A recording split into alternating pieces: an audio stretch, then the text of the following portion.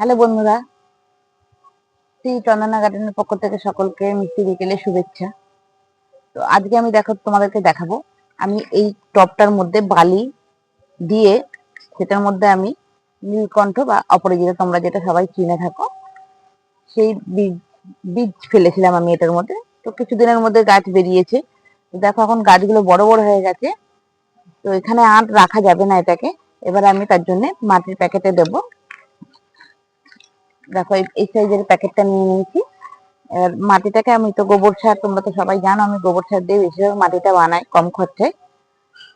তো গোবর সার, super phosphate, নিম খোল, তিনকুচ এগুলো দিয়ে মাটিটাকে বানিয়ে রেখেছি। তো এবার আমি গাছটাকে তুলে বসাবো।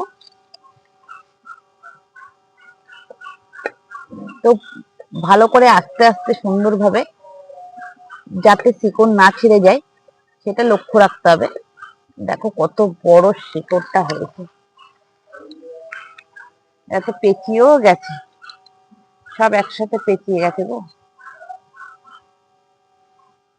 তো বন্ধুরা পেঁচিয়ে গেছে, আমি খুলতে পারছি না দেখে আমি এখান থেকে কেটে দিলাম। দিয়ে এবার আমি প্যাকেটে, এই যে দেখো কত লম্বা লম্বা শিকড় হয়ে গেছে।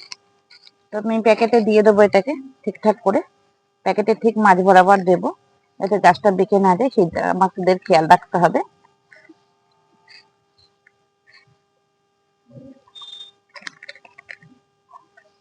তো এই যে আমার গাছ হয়ে গেল বসানো। এবার একা একা আমি সব গাছগুলোই বসিয়ে নেব। কেমন লাগছে আমার ভিডিও? যদি ভালো লেগে থাকে আমার চ্যানেলটাকে একটা সাবস্ক্রাইব করে দাও, আর আমার ভিডিওতে লাইক কমেন্ট শেয়ার করে দাও। তাহলে আমি আবার আজ নতুন নতুন কোনো ভিডিও নিয়ে